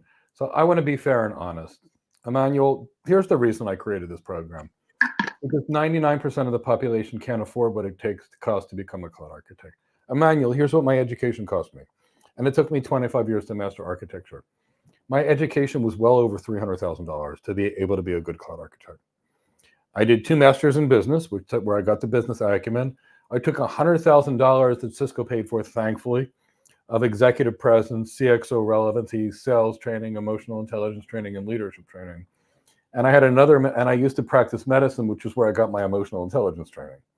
So this is an expensive skill set to learn. Alonzo, what was your education? $150,000. $150,000. Was that for your master's degree or both? Bachelor's and master's? It was no, yeah, I would say it's almost both. Yeah, and then I had to have an additional training on top of the master's, so it's probably creeping up on 170. 170. So, Emmanuel, what I want you to understand, at least in the U.S. or Germany, the equivalent salary is our average salary is over $200,000 a year, which means it pays as much as a physician or attorney, which all costs $300,000 to $500,000 to learn, and it takes 7 to 10 years of school to get to this level. So, by having a program that costs $2,500 and giving people the ability to pay over 6 months, or I can't get it any cheaper. In fact, our program we actually sell for pretty much our costs. And that's because I had such a great architecture career that I don't really need to work, that I need to charge enough to have people like Alonzo and Chris, my business school professors, and the other architects part of this program, and the teaching assistants who grade every student's homework. That's pretty much our cost. So here's the alternative. You have 2 alternatives. Alternative 1 is get a very low-level intro job right now, like help desk, or I'd say cloud admin, but most of those roles are dead because DevOps kind of replaced them and AI can replace those roles. Get an intro-level job. And in that intro-level job, you're not going to learn anything related to the new job, but it'll give you the money that you can get a medium job. And in the medium job, then you can afford the training to get there. So that is your alternative. The alternative is you get your business acumen from an MBA program, which you can do, and potentially maybe you can go to MBA program for free. Mine was not free, but it was closer to $100,000. But the point is you could do that. So you could get an intro level job till you have enough money to buy training from someone. It doesn't have to be us. But I can tell you, I took a program that's worth about $50,000 and dropped the price to $2,500 and put the culmination of my 30 years experience and my $300,000 education in there. And then Alonzo's $150,000 education because he created some, and Chris's $100,000 plus education, and our B school professor's multi-$100,000 education. And that's what we put in here. So that's kind of the best we can do. Now, we do have a non-live version, which we created for people that maybe couldn't afford our training. But this is the cheapest I could create it. And I wish I could make it cheaper. I do. I wish I had just had access to all the best employees in the world. I didn't have to pay them. They probably wouldn't charge anything. But unfortunately, it's the finances that we can only run at our lowest cost. And I promise you, we've had people that I had one student that got a $250,000 raise after taking my program. Pretty good for a $2,500 course. I've had lots of, I would say 90% of our people earn $100,000 a year more than they did prior to our training, which I think is a good deal.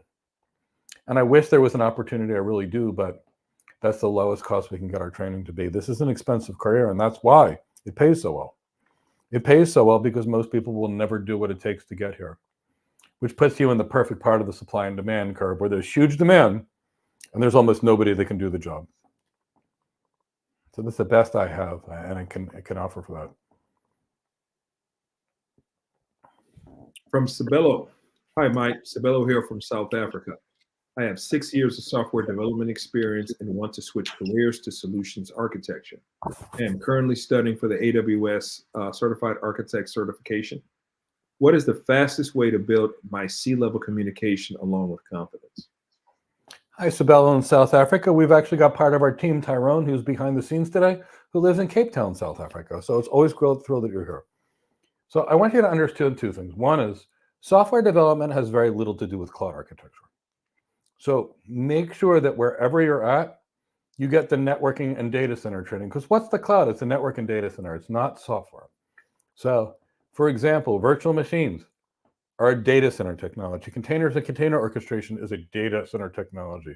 Load balancers are data center technologies. Designing your demilitarized zone for your applications. These are data center security technologies, such as next generation firewalls, IDS, IPS systems. Storage area networks, not a software technology, it's a data center technology. How to design a multi-cloud solution, again, there. Big databases, that's sort of software, so kind of keep that in the back of your mind. So make sure you get the network and the data center skills. Next, where do you get your C-level communication? Well, you could do what I did, or you could take our training program. I'll tell you what I did. Cisco sent me to approximately $100,000 of training after my MBA for this. They sent me for CEO relevancy training. They sent me for CEO presentation training. They sent me for executive presence training. They sent me for executive leadership training, executive communication training, executive writing training, and that was after my master's in business.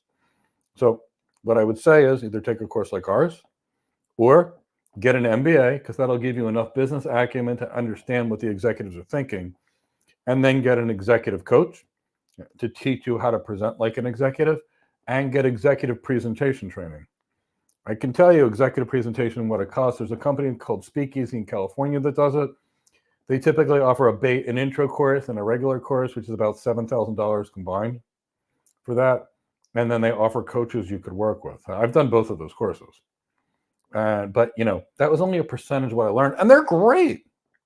So, you're going to have to understand what C-level executives care about, which means you're going to have to understand business. What is the organization's weighted average cost of capital, and what does that mean? What does an organization's 12% compound annual growth rate mean? What does it mean when you look at the balance sheet or the financial statement? What do you see? What are the organization's competition, and what does the competition do better than this organization does? Where is the organization's pain points? Where are the constraints inside the organization's business? These are architect skills. So you may have them. If you have them, perfect. If you don't have them, you're going to have to get them. You can get them from our training, or you can do an MBA. And then after the MBA, then you can get executive C-suite communication training. And confidence training, that's another story. Confidence training, how did I get confidence? Well, I did a whole lot of it until I was actually confident at it. But Sabella, I'm actually going to have a guest tomorrow, which I think is going to help you. His name is Todd McLaughlin. We're at our Head in the Cloud show. We're going to talk about various forms of training your mind, various meditations, and various ways you're there. What if I told you Navy SEALs are taught a breathing technique that they use prior to engagement in combat? What if I taught you that Olympians are taught how to breathe prior to doing an Olympics routine? What if I told you that we teach all these things to our clients? And where did I get them? I got to tell you, I got them from 30 plus years of martial arts. I got them from 17 years of yoga. And I got them from working, I also trained cognitive behavior therapy at the University of Pennsylvania when they were a really awesome university many years ago. And they basically invented cognitive behavior therapy, and they were at the forefront. And I did my clinical rotations there when I learned to practice medicine and as a nurse practitioner. So I was there, and I took a lot of these skills. So you're going to be nervous until you're good at something. But here's the key. It doesn't matter your starting point. I was an introvert. Yes, you heard me. I was afraid to talk, afraid to ask my wife on a date. I was an introvert, but I got training for it. And the point is, Sabella, you can do anything. Try to sync up with our Tyrone. Tyrone is really awesome. He lives in Cape Town. He works for us. We love him. He's behind the scenes right now. And we've gotten a lot of people cloud architect jobs in South Africa as well. And come to the webinar on Thursday, and we'll talk more about it. And we can assess your presentation skills too.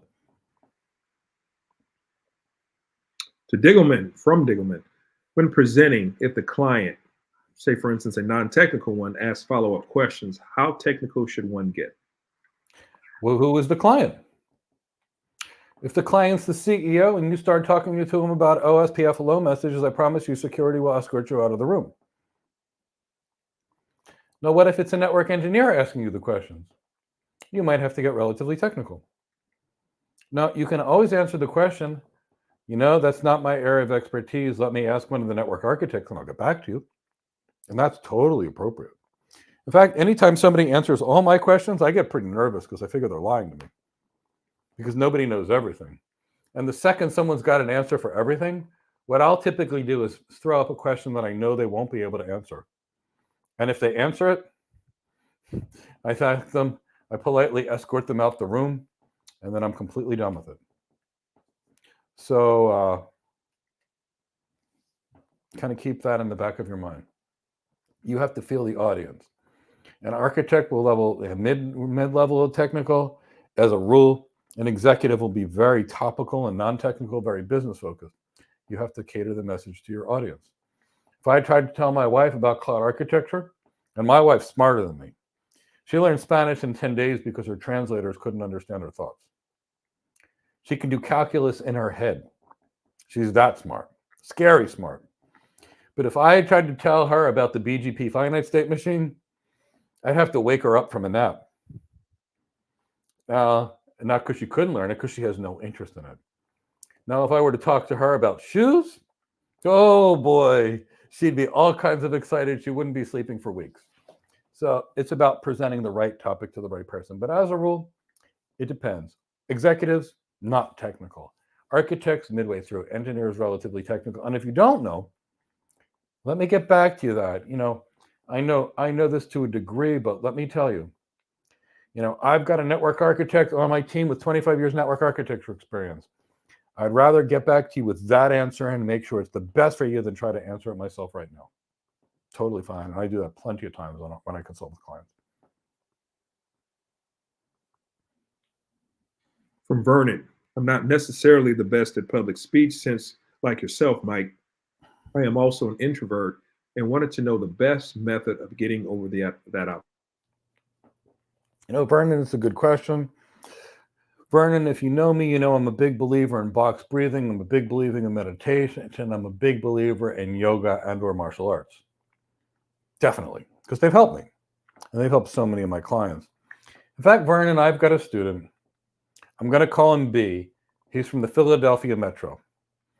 And B is really smart. He came from law enforcement many years ago.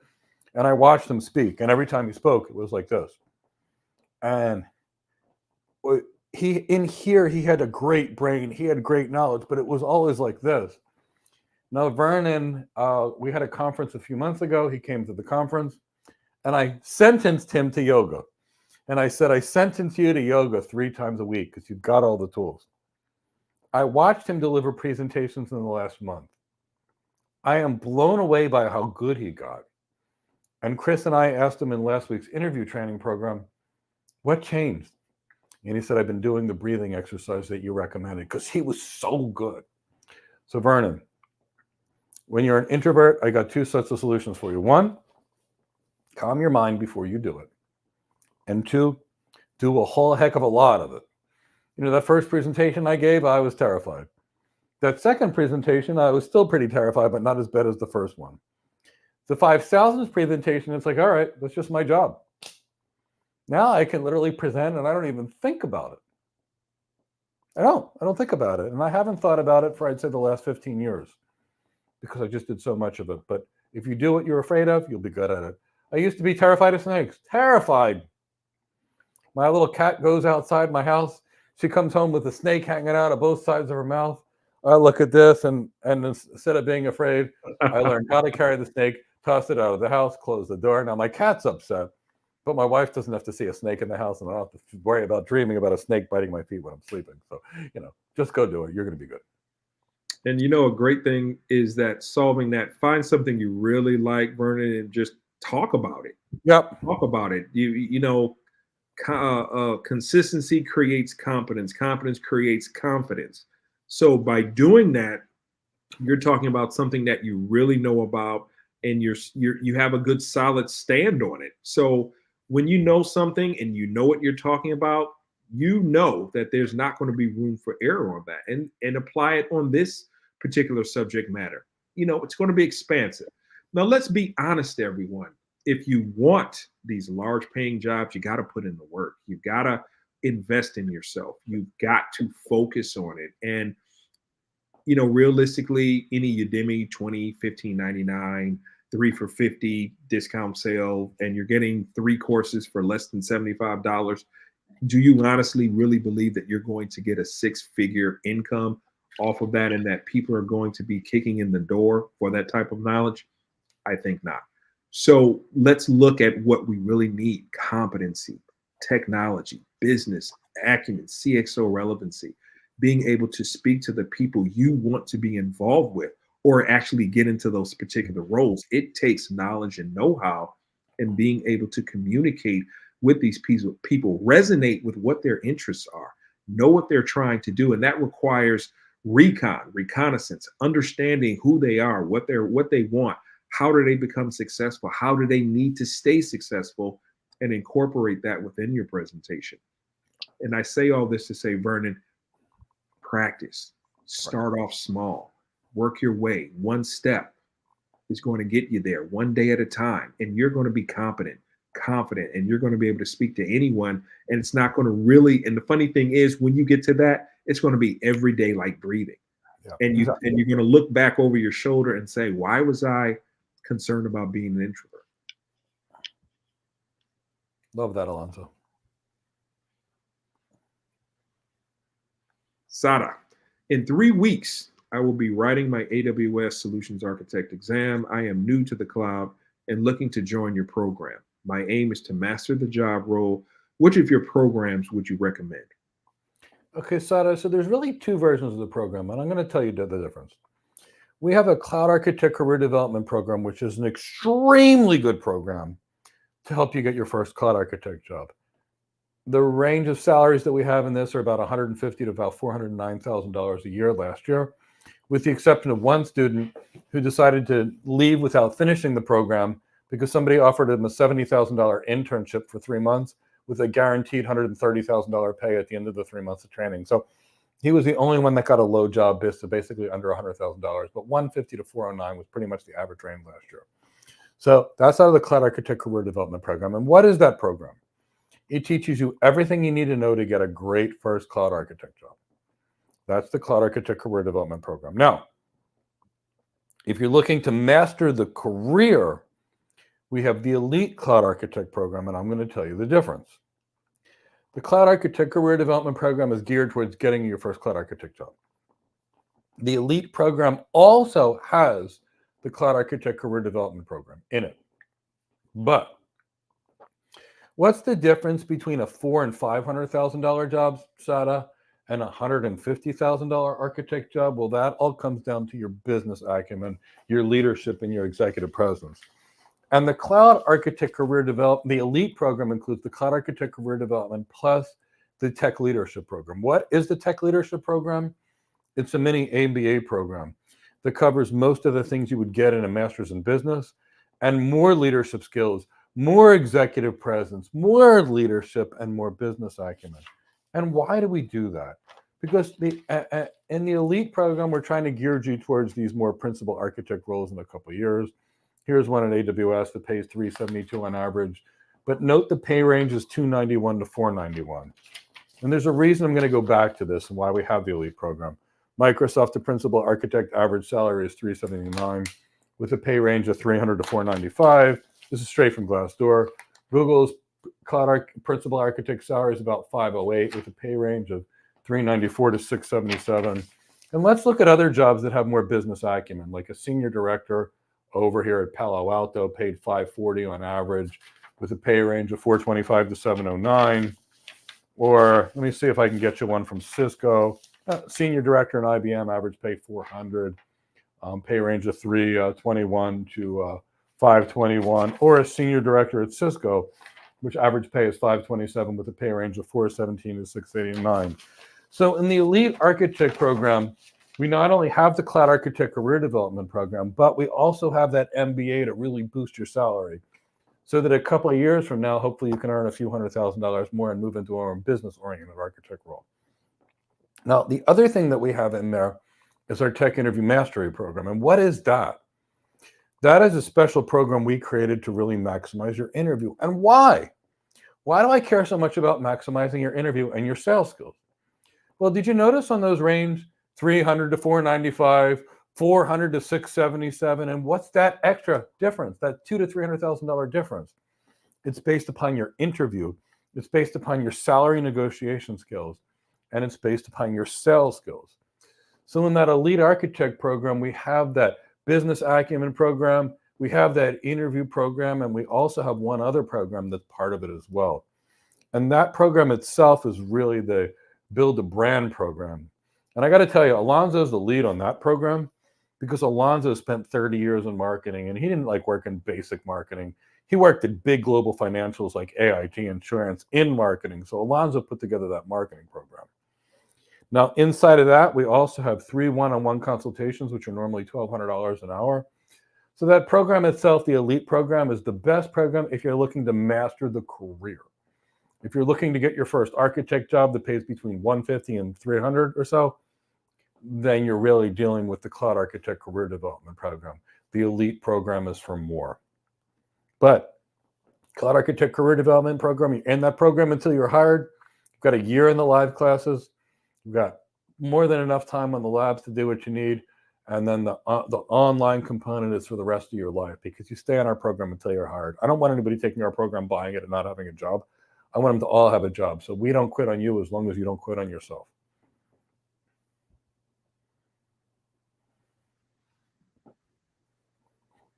From Brandon, Mike, what's the estimated completion time of the Elite Cloud program?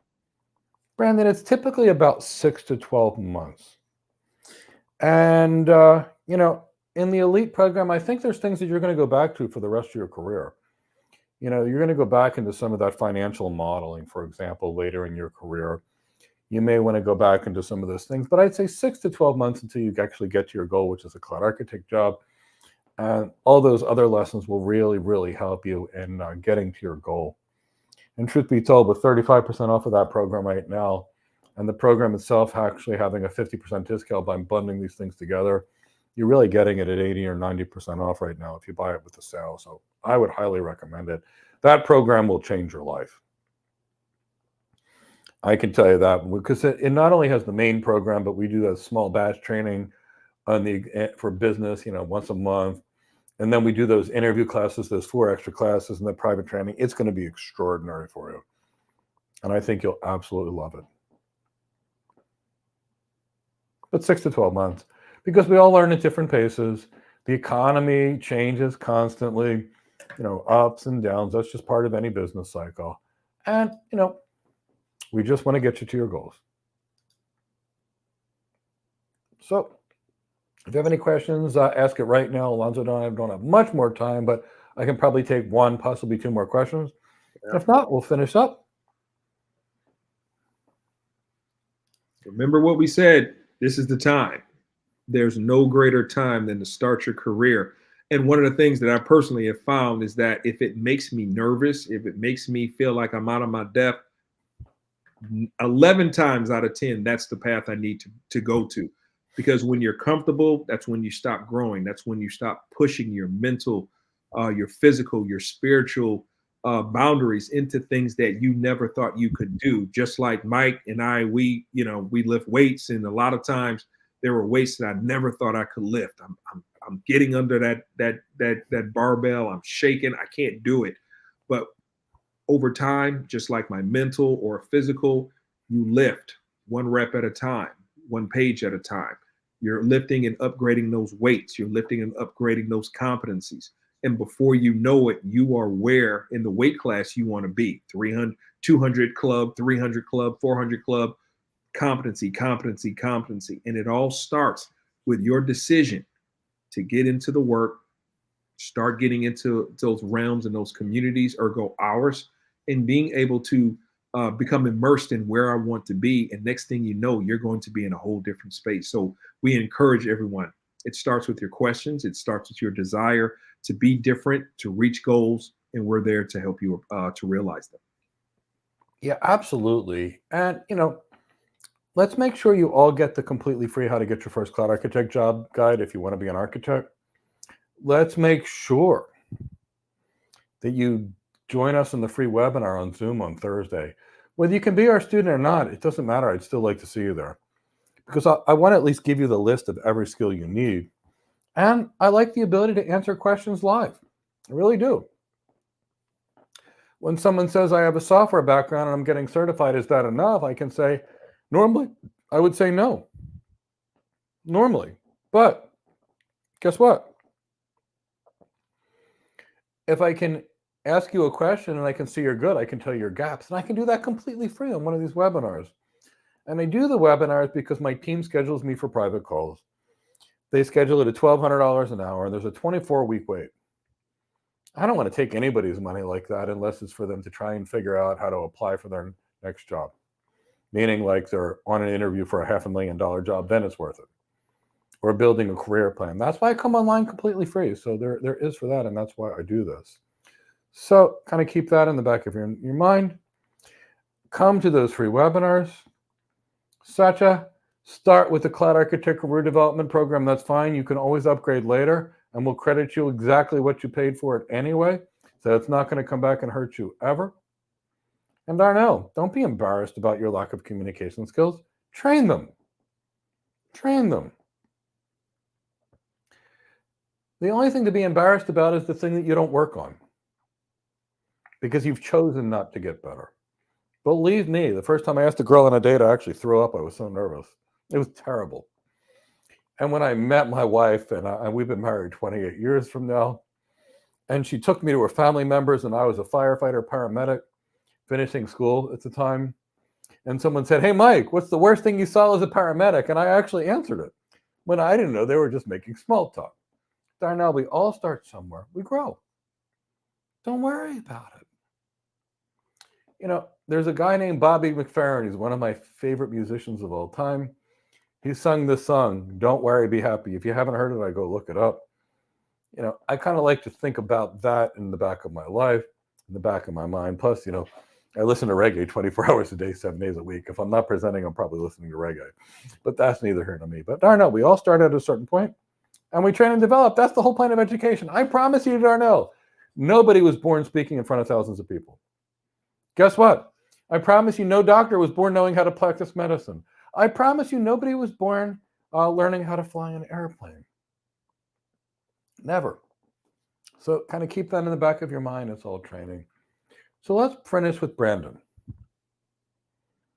Do I think an IT management degree pairs up with cloud architect job roles? Well, Brandon, I love tech. First, I love education. Secondly, I have 2 3/4 master's degrees. Now, if you have an IT management degree already, it's going to be fine. Why? Because Daniel Bosu didn't graduate high school, and I got him a job at JP Morgan Chase as a cloud architect without graduating high school. And I've gotten a tremendous number of people cloud architect jobs that didn't go to college. Now, if you're asking me what degree should I get to be a cloud architect, I would tell you not to study anything in the IT realm and to get a master's in business administration. Because the job of the architect is really that of a strategy consultant, which is helping businesses improve their things. So an MBA would be the right degree. But Brandon P., I'm not sure which country you're in either. I can tell you, at least in the US, 54% of companies started dropping their degree requirements. Whoa, 54%! Which means most companies don't care about your degrees, they care about skills. And there's been a lot that's happened in the education world recently in the last, say, 10 or 15 years where universities are teaching philosophy and political ideology versus necessarily how to be good at a job. And companies like Google, Microsoft, IBM, the big boys and girls out there that are out there with the highest paying jobs, they're saying, we don't care about your degree anymore. So I love education. If you have an IT management degree, I'd say it's great. If you're like, which degree should I go to school to enhance my portfolio? I would say, make it an MBA. Brandon P., you're in New York City. I worked at One Penn Plaza for the longest time.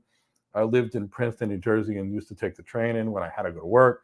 I didn't make it to the office every day, but I designed systems for banks there for a while, global internet service providers. And I took that New Jersey Transit train into Penn Station very frequently. And you know where I go a lot? Astoria, Queens. Why? That's because where all we Greek people go for our Greek food. I know New York real well. I still have a house up there, actually. And I just don't visit it as often as I should. But that's all we have for today. But, make today the day that changes your life. Go after your dreams. I don't care what they are. You want to learn to fish? Go get some training and learn to fish. You want to learn to fly an airplane? Go get training and learn how to fly an airplane. You want to be an architect? Get some good cloud architect training and change your life. But here's the worst thing in life that upsets me as a coach: wasted talent. All of you are capable of at least 10 times more than you think you are. You just don't even know it yet. Some elite warriors proved this to me when I was young. They said, you think that's all you can do? We're going to do a 10x challenge. I'm like, what's a 10x challenge? They said, Mike, you think you can carry this 80-pound load on your back for 3 miles? Guess what? You're going to do it for 30. Huh? What? I just got off work. I'm tired. I haven't eaten. And they're like, good, it's a bigger challenge. Guess what? At the end of the 30 miles with an 80-pound ruck on your back, you know that you can do anything. So go after your dreams. I mean it. Go after your dreams. Take advantage of our 30% discount year-end sale if you want to train with us. If you want to train somewhere else, that's fine too. Just go out there and go after your dreams. Don't let tomorrow be the same day as today.